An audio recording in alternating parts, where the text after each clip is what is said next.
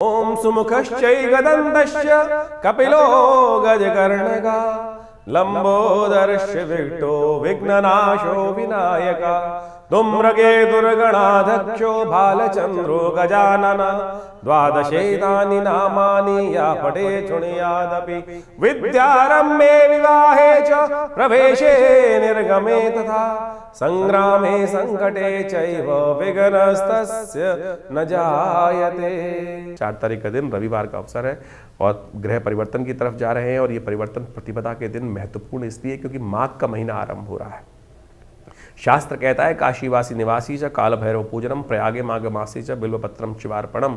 शिव इस प्रयाग माघ के महीने में यदि हम नित्यपति भगवान शिव की उपासना करें तो संपूर्ण मनोरथ सिद्ध होने के योग बन जाते हैं। और साथ साथ मान के चले कि आपकी राशि के दृष्टिकोण से ग्रहों ने एक बहुत बढ़िया चाल आपके लिए बना दी है, जो आपकी मेहनत से लाभ, मेहनत जाया नहीं जाती दिखाई दे रही, मेहनत नुकसान नहीं दे रही है, मेहनत लाभ दे रही है। बस डायरेक्शन ठीक होनी चाहिए, सही मार्ग चलोगे तो डेफिनेटली सही चीज़ें आपको प्राप्त होने के योग बन जाएंगी। और गलत रास्ते पे चलोगे, उल्टे रास्ते चलोगे, माइनस वाले रास्तों में चलोगे तो माइनस का खेल माइनस में ही जाने वाला है, पॉजिटिव वाला खेल पॉजिटिव, माइनस वाला खेल माइनस। ऐसा योग आपकी राशि में बन रहा है। ऐसा इसलिए हो रहा है क्योंकि इस दिन बृहस्पति भी अपने ही नक्षत्र के दूसरे चरण में प्रवेश कर रहा है, पुनर्वसु नक्षत्र के द्वितीय चरण में प्रवेश कर जाएगा।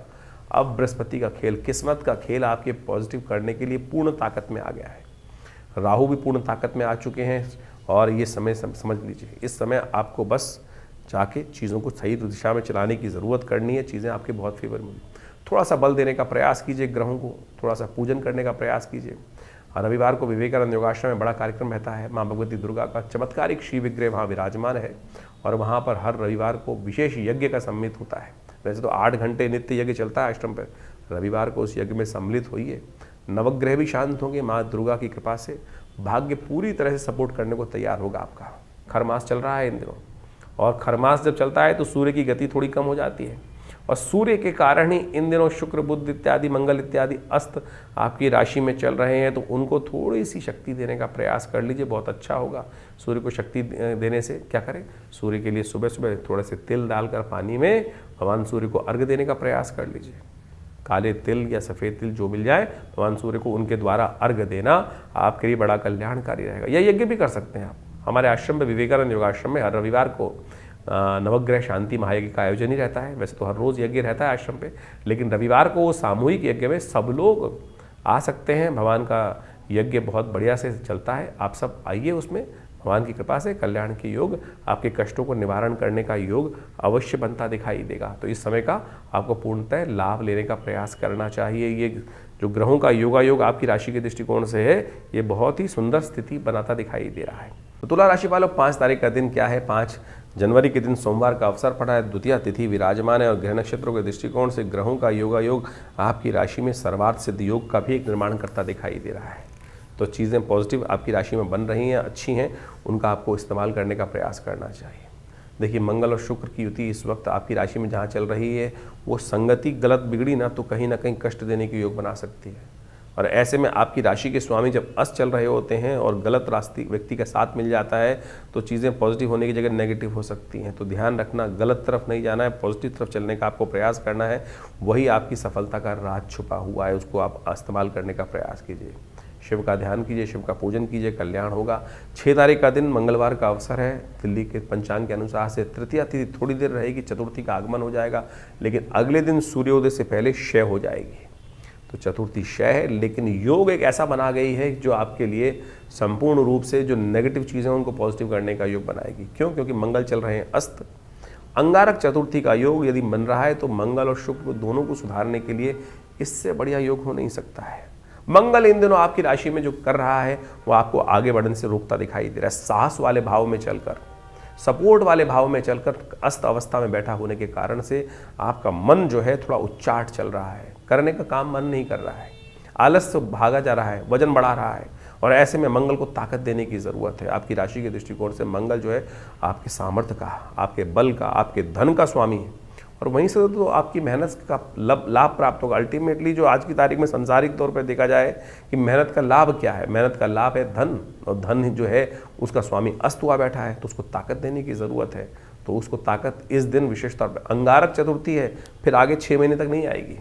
तो इस दिन यदि उपाय कर लिया और कम से कम 4 महीने तो मंगल अस्त रहने वाले हैं अभी, तो ऐसे में इस दिन को खाली मत जाने दीजिएगा। हनुमान जी का पाठ, हनुमान जी को चोला, सुंदरकांड का पाठ करने का प्रयास कीजिए। विवेकानंद योगाश्रम में एक विशेष कार्यक्रम रखा है इस दिन। मंगल इन दिनों अस्त चल रहे हैं, इस बात समझें। और मंगल अष्ट चलने के कारण से क्या होता है कि मंगल की शक्ति कुंडली में कई प्रकार की स्थिति को नेगेटिव उत्पन्न कर देती है और चीज़ों को फेवर में नहीं आने देती है। और ये मंगल का नेगेटिव प्रभाव जो है ये लगातार अभी कुछ दिन आपको परेशान करने वाला है, तो इसका उपाय आपको लगातार करने की ज़रूरत है। और ये आपको विशेष तौर पे समझने की आवश्यकता है, क्योंकि मंगल का अस्त होने का प्रभाव जो है बहुत ही विशेष होता है। तो ऐसे में स्थिति को ठीक करने का आपको लगातार प्रयास करना चाहिए। देवयोग से इस दिन मंगलवार भी पड़ रहा है और साथ साथ इन दिनों इस दिन विशेष तौर पे क्या बन रहा है, चतुर्थी का योग भी बन रहा है। तो अंगारक चतुर्थी का योग बन गया और माघ महीने में अंगारक चतुर्थी का योग बड़ा संपूर्ण रूप से मंगल के समस्त कष्टों को दूर करने का योग बना सकता है। ऐसे में हमने विवेकानंद योगाश्रम में इस शुभ योग को समझते हुए एक दिव्य कार्यक्रम रखा। वैसे तो हर मंगलवार पर सुंदरकांड चलते ही हैं और हमने आपको पहले ही बताया है कि मंगल का अस्त चलने से क्या होता है कि कई बार समस्याएं उत्पन्न हो जाती हैं। हिम्मत का प्रभाव, पौरुष का प्रभाव और साथ साथ पुरुषार्थ का ग्रह माना जाता है, साहस का प्रतीक माना जाता है। और जब सब कुछ ग्रह अच्छे चलते हुए भी अगर वो ठीक नहीं चल रहा है, पुरुषार्थ नहीं कर रहा है, मंगल अस्त चल रहा है, तो क्या होगा, बहुत सारे कर्मों में विघ्न आने के योग बनेंगे। तो ऐसे में उपयोग करें हनुमान जी का, सुंदरकांड का पाठ करें। हमने लगातार प्रयास किया कि जब तक ये मंगल अस्त रहे तो हम लगातार लोगों के साथ जोड़कर सुंदरकांड का पाठ करें, हनुमान जी का यज्ञ करें और साथ साथ मंगल ग्रह शांति महायज्ञ रखें। तो उसी श्रृंखला में 6 तारीख को विवेकानंद योगाश्रम में एक दिव्य कार्यक्रम रखा गया है, जिसमें सुंदरकांड का पाठ भी रहेगा और साथ साथ वर्ष का पहला मंगलवार पड़ रहा है। समस्त कष्टों को दूर करने के लिए मंगलमय भगवान की प्रार्थना, हनुमान जी की प्रार्थना इस संसार में कहा गया ना। और हनुमान चालीसा में तुलसी बाबा ने लिखा है, और देवता चित्त न धरहि हनुमत से ही सर्व सुख करहि। तो इसलिए इस मंगलवार पर भी आप सुंदर रूप से हमारे आश्रम में होने वाले कार्यक्रम यज्ञ में सम्मिलित हो सकते हैं, सुंदरकांड के पाठ में सम्मिलित हो सकते हैं। आप सबके प्रयास से सुंदर कार्यक्रम रहेगा, सुंदरकांड का पाठ रहेगा, हनुमान जी का स्तवन रहेगा और बहुत सारे कार्यक्रम और भी चलेंगे। तो उन सब में सवा मनी का भोग रहेगा, भंडारा रहेगा। तो आप सब उसमें सादर आमंत्रित है। शाम को 5 बजे से यज्ञ आरंभ होगा और करीब करीब रात के 10 बजे तक ये कार्यक्रम भंडारे के साथ चलेगा। तो यदि आप सम्मिलित रहेंगे तो हमने ये देखा है कि हनुमान जी की सिद्ध मूर्ति जो आचार्य श्री केशव देव जी के द्वारा प्रतिष्ठित है, जिनको सबसे पहली सिद्धि ही हनुमान जी की हुई थी और केवल हनुमान चालीसा से हुई थी। आँख बंद करी और वो बताया नंबर जो सामने वाले ने प्रश्न पूछा और वो उसका निवारण हनुमान जी के मंत्र से ही ऐसे चमत्कारिक सिद्धि प्राप्त हो जाती है। तो आप समझ लें कि इतना सुंदर ये हनुमान जी का सुंदर साबर मंत्र है, कुछ और उल्टा सीधा करने की, लंबा चौड़ा प्रयास करने की ज़रूरत ही नहीं है। तो इस साक्षात सिद्ध मूर्ति के समक्ष हनुमान जी के बैठकर सुंदरकांड का पाठ आप करें, हमारे साथ जुड़ें। अपने नाम से भी करा सकते हैं, उसके लिए पूर्ण व्यवस्था है। आश्रम के जो गतिविधि नंबर चल रहे हैं उन पर संपर्क साध कर आप चीज़ों को जान सकते हैं। तुला राशि वालों, 7 जनवरी का दिन बुधवार का अवसर है, पंचमी तिथि विद्यमान है और ग्रह नक्षत्रों के दृष्टिकोण से आपकी राशि में लाभ का रास्ता एक बनता दिखाई दे रहा है। और लाभ वाला स्वामी जो है, आपकी राशि का स्वामी जो ग्रह है, वो विशेष तौर पर परिवर्तन करके केतु के साथ विराजमान होकर एक योग बना रहा है जो आपके लिए कुछ अनुकूलता प्रदान करता दिखाई दे रहा है। लेकिन थोड़ा ध्यान रखना पड़ेगा। जहाँ शहद होता है तो वहाँ कहीं ना कहीं मक्खियाँ भिनभिना के आ जाती हैं। जो फटीचर किस्म के लोग हैं वो आपके साथ जुड़ते दिखाई दे रहे हैं। शुक्र अस्त मंगल के साथ विराजमान, वो भी अस्त, और ऐसे में केतु के साथ चंद्रमा विराजमान होकर आपके लिए बैठा हुआ जो योग बना रहा है, खासतौर पे जिन भावों में योग बना रहा है, बन तो हर एक के लिए रहा है, लेकिन आपकी राशि के अनुसार से जिन भावों में योग बना रहा है, ये दोस्ती गलत होती दिखाई दे रही है। लूटने वाले लोग आपके साथ चिपकते दिखाई दे रहे हैं। ध्यान रखना 2-3 दिन खासतौर पर ऐसे गलत लोगों के साथ चिपकोगे तो लाभ की जगह समय नुकसान देने की योग बना देगा। तो इसलिए थोड़ा सा ध्यान रखो। भगवान का गणेश का स्तवन करो। गणेश जी बुद्धि के स्वामी हैं, बुद्धि सही समय का बल्ब जलाएंगे और कल्याण का योग बनाएंगे। ओम गंगणाधिपतये नमः इस मंत्र का जप करो तो कल्याणकारी योग बनेगा। 8 तारीख बृहस्पतिवार का अवसर, षष्ठी तिथि विद्यमान है और ग्रहों का परिवर्तन का योग एक और बन रहा है, जो दिन आपके लिए कहीं ना कहीं पॉजिटिव दिखाई दे रहा है, लेकिन शाम आते आते कहीं ना कहीं जो गलत रास्ते पे गए तो नेगेटिव, नुकसानदायक सिद्ध होने के योग भी बना रहा है। गलत रास्ते के गलत नतीजे। सही पर चलोगे तो शाम अच्छी रहेगी और जहाँ गलत चले तो कहीं ना कहीं शाम से कहीं ना कहीं स्वास्थ्य पर भी, धन पर भी नुकसान होने के योग बना सकता है। तो ध्यान रखना है, सही रास्ता पकड़ने का प्रयास करना है। बृहस्पतिवार का अवसर है, सुबह सुबह एक काम करो, हल्दी का टीका या केसर का टीका माथे पे लगाओ, थोड़ा सा कहीं मंदिर में जाकर कुछ ज्ञानी जन को कुछ दान पुण्य करने का प्रयास करो, चीज़ें फेवर में आने के योग बन पाएंगे। 9 तारीख शुक्रवार का अवसर, सप्तमी तिथि विद्यमान है, सर्व सप्तमी का योग बन रहा है। ये विशेष तौर पर इस दिन भद्रा है, नए कार्यों को करने से बचना चाहिए। और आपकी राशि के दृष्टिकोण से जो आपका पुरुषार्थ का स्वामी है, आपकी राशि के स्वामी के अनुसार से देखो कि बहुत विचित्र प्रकार का योग बनकर तैयार है। लाभ का जो स्वामी है वो कई ग्रहों को अस्त करने के योग बना चुका है, कई ग्रहों को ताकत नहीं दे रहा है, उसको ताकत की आवश्यकता है, उसके नेगेटिव प्रभाव को ठीक करने की आवश्यकता है। सूर्य आमतौर पर खर मास में बड़े कमज़ोर अवस्था में चलते हैं और उन्होंने बाकियों को भी, वो कहता है हम तो डूबेंगे लेकिन तुमको भी लेके डूबेंगे। तो सूर्य ने ऐसी अवस्था आपकी राशि में बना दी है, खुद तो कमज़ोर चल ही रहे हैं खर मास में चलने के कारण से, उनके घोड़े भी कमज़ोर हो जाते हैं इन दिनों में, लेकिन साथ साथ उन्होंने शुक्र और मंगल दोनों को अस्त कर दिया है आपकी राशि के स्वामी को भी। तो ऐसे में उनको बल देने की है, ये दिन बहुत अच्छा है, समझ लीजिए। कहा जाता है कि मकर संक्रांति के बाद सूर्य परिवर्तन के योग बनते हैं, लेकिन इस बार माघ सप्तमी जो बनी है कृष्ण पक्ष की, सर्व सप्तमी माना जाता है उसको। इस दिन भगवान सूर्य को अर्घ्य देना चाहिए, उनके निमित्त तिल का दान करना चाहिए। तो ये उपाय यदि आप करें तो आपके लिए कल्याणकारी साबित हो। थोड़ी देर सूर्य की रोशनी में बैठकर ओम घृणी सूर्य आदित्याय नमः भास्कराय नमः, उनके तेज को ध्यान करने का प्रयास कीजिए। भगवान की कृपा से कष्ट दूर होंगे। भद्रा है, ध्यान रखना, नए कार्यों में हाथ मत डालना, नहीं तो बाद में परेशानी का योग बन सकता है। 10 तारीख का दिन शनिवार का अवसर, अष्टमी तिथि विद्यमान है और इस दिन ग्रहों का खेल जो बनने जा रहा है वो भी जान लीजिए। इस दिन ग्रहों का खेल दिखा रहा है कि खासतौर पर तुला आपके लिए धन योग बनकर तैयार हो रहा है और जो नई एनर्जी आपके साथ सूर्योदय के साथ आपके लिए आ रही है, जो आने वाले 3-4 दिनों को बहुत पॉजिटिव करने की योग आपकी राशि में बनाकर तैयार हो गई है।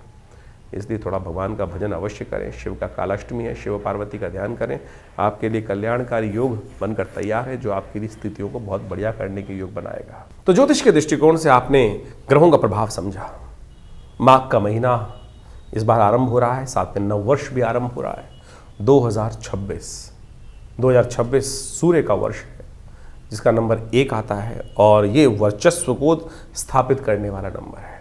अजीब से एक होड़ पूरे संसार में व्याप्त होने वाली है कि मैं बड़ा, और ये अभिमान की लड़ाई, जिस प्रकार सूर्य जो होते हैं ना वो तेज के मालिक हैं, और हर व्यक्ति के अंदर सूर्य जो है आध्यात्मिक तौर पे भी और सांसारिक तौर पे भी व्यक्ति को आगे बढ़ाने का योग बनाते हैं। जिनकी जन्मपत्री में सूर्य बहुत अच्छे अंशों में है, उनका स्वामित्व बढ़ने के लिए और साथ साथ स्वाभिमान बढ़ने के लिए अच्छा सा योग, जीवन में वर्चस्व कीर्ति बढ़ने के अच्छे योग इस सूर्य के वर्ष में बनने के योग दिखाई देते हैं। और जिन जिन के सूर्य या तो पाप ग्रह से ग्रसित हैं, या पाप कर्तृ योग में फंसे हुए हैं, या अशुभ स्थिति में जन्मपत्री में हैं, ऐसे व्यक्तियों के लिए जीवन में इस समय में ध्यान रखना पड़ेगा। कीर्ति में दाग लगने के योग बन सकते हैं, क्योंकि सूर्य आपकी कुंडली के अनुसार से, अब ये समझें कि सूर्य आपकी कुंडली के अनुसार से ही कार्य करेगा। सूर्य में जिस प्रकार का प्रभाव है, देखिए अब गोचर के दृष्टिकोण से सूर्य तो का जो वर्ष है वो हर एक के लिए है, लेकिन अब आपका जो खेत है वो किस प्रकार का है,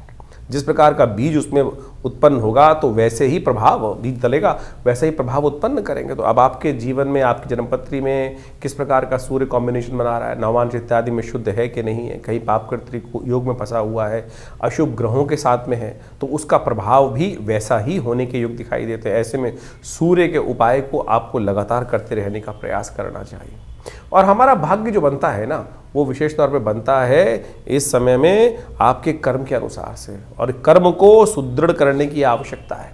ये 2026 का जो वर्ष है, ये विशेष तौर पे ऐसे योगा योग को लेके उपस्थित हो रहा है कि 9 ग्रहों में से 8 ग्रह इस 2026 में परिवर्तन का योग बनाएंगे। देर सवेर बहुत सारे ग्रहों में भयानक उठापटक होने के योग बनते दिखाई देंगे। शनि महाराज को छोड़ के बाकी सब ग्रह राशि परिवर्तन का योग भी बना रहे हैं, और आप मान लीजिए कि जैसा शनि ने पिछले साल योग बनाया, उठापटक का योग बनाया, कई प्रकार के विघ्न भी जीवन में उपस्थित करने के योग बनाए, और ऐसे ग्रहों की अवस्था में परिवर्तन के अनुसार से आप समझें कुछ योग ऐसे भी बनते दिखाई दे रहे हैं जो कहीं ना कहीं उत्पात को दर्शाते हैं। क्योंकि मंगल इस कुंडली इस बार जो है इस वर्ष में यदि हम देखें तो ग्रहों के अनुसार से आरंभ में तो अस्त चलेगा, फिर कई बार ऐसे योग भी बनेंगे ग्रहों के साथ साथ विभिन्न ग्रहों के, जो कुछ ना कुछ आपत्ति के योग भी बनाता है, कुछ विपत्ति के योग भी बनाता है, कुछ ना कहीं आकाशीय दुर्घटनाओं के योग भी बनाता दिखाई दे रहा है, और कुछ नए फ्रंट, युद्ध के नए मैदान भी खुलते दिखाई देंगे, क्योंकि सूर्य का वर्ष है और सूर्य के वर्ष में जिस प्रकार से ग्रहों का योगायोग बन रहा है वो कहीं ना कहीं ऐसा दिखाई देगा कि अपने आप को हर व्यक्ति बड़ा दिखाने के लिए, सामने वाले को छोटा दिखाने के लिए, सामने वाले को अस्त करने के लिए, क्योंकि सूर्य का प्रभाव ऐसा होता है कि जो सामने वाले को किसी भी प्रकार से अस्त करने का योग्य बनाता है। ज्योतिष के दृष्टिकोण से देखें तो सूर्य जिस भी ग्रह के साथ बैठते हैं उसको अस्त करने का योग बना देते हैं, उसको दिखाई नहीं देता है, वो ग्रह लोप हो जाता है। तो उसी प्रकार का प्रभाव मनोमस्तिष्क में छाने के योग दिखाई देते हैं। तो ऐसा योग चाहे राजनीतिक हो, चाहे वो सामाजिक तौर पर हो, तो एक दुराग्रह के तौर पे भी इसका प्रभाव संसार में पड़ता दिखाई दे रहा है। तो ऐसे में खासतौर पे जो शनि राहु के योग इस बार बनते दिखाई दे रहे हैं वो कहीं ना कहीं थोड़ा सा बिल्कुल आसपास ही ग्रहों का योग दिखाई देता है। शनि महाराज को देखें और राहु के साथ देखें तो बहुत पास स्थिति चल रही है ग्रहों की इस वर्ष में। तो ऐसे में कुछ खास उपाय आपको करने की आवश्यकता है। वर्ष के आरंभ में बड़ा देव योग बना है जिसको माघ का महीना कहा जाता है। शास्त्र में एक मंत्र आया है, काशीवासी निवासी च काल भैरव पूजनम प्रयागे माघ मासी च बिल्वपत्रम शिवार्पणम। ये जो माघ का महीना है, माघ का स्नान जो है वो अपने आप में एक बहुत सुंदर रूप से शास्त्र में वर्णित किया गया है। इसीलिए भारतीय संस्कृति में माघ के महीने में मेला लगता है, गंगा स्नान का पुण्य बनाता है, भगवान शंकर का विशेष पूजन करने का योग बनता है। और कहा जाता है कि ऐसे में भगवान शंकर को यदि बिल्वपत्र अर्पित कर दें, काशीवासी निवासी च काल भैरव पूजनम प्रयागे माघ मासे च बिल्वपत्रम शिवार्पणम अखंडैव बिल्वपत्र च, एक बिल्वपत्र भी यदि भगवान को सुंदर रूप से हम अर्पित कर दें इस माघ के महीने में, और नित्यपति यदि योग बना लें भगवान को सुंदर स्नान कराने के बाद, क्योंकि शास्त्र कहता है भावी मेट सके त्रिपुरारी, इन संसार में जो समस्त कष्ट हैं वो भगवान शंकर की प्रार्थना से ही दूर होते हैं। और जिन ने भगवान शंकर की प्रार्थना जब जैसे कही, असंभव को संभव करके दिखाया, विभिन्न प्रकार की आपत्तियों को जीवन से दूर, चाहे वो स्वास्थ्य संबंधी समस्याएं हों, चाहे वो किसी भी प्रकार की समस्या हो, भोलेनाथ का आशीर्वाद जब मिल जाता है तो इसलिए इस समय में विभिन्न प्रकार के जो योग बने उनका हमको प्रयास करना चाहिए, लाभ लेना चाहिए। भगवान शंकर पत्रम पुष्पम फलम तो यम, जल से ही प्रसन्न हो जाते हैं। तो ये यानी जल से भी पत्र पुष्प बेलपत्र फूल जो है संसार में किसी और को नहीं चढ़ता है, सामान सब भगवान शंकर को चढ़ा देते हैं। यानी कांटे वाला भी, आँख भी, सब प्रकार से भगवान शंकर को चढ़ा दिया जाता है और वो उसी से प्रसन्न हो जाते हैं, अवगढ़दानी भगवान। तो ये सुंदर माघ का महीना जो है भगवान का के नाम से स्नान करें, उनका डुबकी लगाएं, तीर्थों में जाकर कुछ पूजा पाठ कर लें और भगवान को बिल्वपत्र। देखिए माघ का महीना एक बात समझें, ये माघ का जो फागुन का महीना होता है ऐसे में जो पत्ते हैं ना वो भी छिद हो जाते हैं। ऐसे में अखंडैव बिल्वपत्र च पूजये शिव शंकरम कोटि कन्या महादानम बिल्वपत्रम शिवार्पणम। शास्त्र कहता है कि एक जो अखंड बिल्वपत्र जो किसी प्रकार से टूटा फूटा ना हो, उसमें कोई छेद ना हो, अखंडित हो, तो उसको ओम नमः शिवाय का स्तवन करते हुए भगवान को यदि अर्पित कर दें तो आप सत्य माने बहुत सारे कष्ट जीवन के दूर होने के योग भगवान बना देते हैं। और जितना करोड़ों कन्याओं को दान करने के का पुण्य मिलता है वैसा ही पुण्य केवल एक बिल्वपत्र से प्राप्त हो जाता है भगवान को अर्पित करने से। तो इसलिए ये सुंदर माघ के महीने में इतना छोटा सा प्रयोग जो शास्त्र में वर्णित है उसको करने का प्रयास करें। और इस समय में बहुत सारे योग बनेंगे। ये जो नववर्ष आरंभ हो रहा है बहुत कुछ नया आपके लिए आया है लेकर। आप समझ लीजिए आपके जीवन में क्या कुछ घटनाएं घटने के योग हैं। ग्रहों का गोचर का प्रभाव के साथ साथ आपकी जन्मपत्री के अनुसार से किस प्रकार के योग बन रहे हैं। कई बार हमारे बहुत सारे प्रश्न आते हैं लोगों के और उस प्रश्नों को हम लिख के भी भेजते हैं, जवाब भी दिलवाते हैं कि अब गोचर में हमने आपका जन्मपत्र जो राशि के अनुसार से, योग के अनुसार से, नक्षत्रों के अनुसार से आपके प्रभाव को समझा और बताया किस प्रकार का प्रभाव है। बहुत सारे लोग कहते हैं कि ये नहीं घट रहा है, तो आपको समझना पड़ेगा क्यों नहीं घट रहा है। कहीं आपकी दशाएं तो फर्क नहीं है, कुछ ना कुछ दशाओं में कुछ दिक्कत आ रही हो, जन्मपत्री में कुछ मूलभूत कारण हो, कब आपका भाग्य जाग ने लिखा है, कब आपकी जीवन, हम लगे जा रहे हैं जीवन में मेहनत करे जा रहे हैं लेकिन भाग्य नहीं जाग रहा है। कारण क्या है, समय कब आने वाला है, वो समय कब आएगा जो हमारे मानसिक तौर पर हमको संतुष्टि देने का योग बनाएगा। और वो ज्योतिष के दृष्टिकोण से, ज्योतिष के ज्ञान से, ज्योतिष जिसको कहा जाता है ना वो दिव्य ज्ञान, वो रोशनी देने वाला ज्ञान, वो रास्ता निर्द्वंद भाव से रोशनी प्रकाश को देने वाला ज्ञान जो है, वो प्रकाश जो है वो देने वाला जो ज्ञान है ना, प्रकाश नेत्रों से, ज्योतिष वेद के अंदर कहा गया है कि ज्योतिष की संज्ञा नेत्र की है। तो इस बात को हम समझें तो दिव्य ज्योति जो है वो ज्योतिषी है कि जो विज्ञान जो है जो आपको दिखा सकता है कि भाई कौन सा रास्ता अंधकार को जो प्रकाश के अंदर परिवर्तन करने का, अज्ञान से ज्ञान यानी भविष्य को ज्ञान का जो प्रकाश है वो भी दिखा दे, तो वो ज्योतिष विज्ञान है। उसकी सहस्त्रों शाखाएं हम गोचर के माध्यम से, बहुत सारे और के माध्यम से आप सबके समक्ष उन सब गणनाओं को इसके माध्यम से, अपने इस आचार्यवाणी चैनल के माध्यम से रखते हैं, बताते हैं, और उनको समझना चाहिए। और जो जो जीवन में घटनाएं हैं उनका पूर्वाभास भी सही होता है। पिछले वर्ष हमने बहुत सारी घटनाओं के बारे में आपको ज्योतिष की दृष्टिकोण से जो बनता है, समय समय पर घटने वाली घटनाएं, वो बिल्कुल उसी प्रकार से आपके समक्ष रखी, और बहुत सारे लोगों के प्रश्नों का निदान भी हमने इस कार्यक्रम के माध्यम से देने का प्रयास किया। आप भी अपने प्रश्नों को हमें भेज सकते हैं, व्हाट्सएप के माध्यम से भेज सकते हैं, खुद आके विवेकानंद योगाश्रम में मिल सकते हैं। बहुत सारे कार्यक्रम हर महीने आश्रम पे चलते ही हैं, और उन सब कार्यक्रमों में भी आप जुड़ सकते हैं।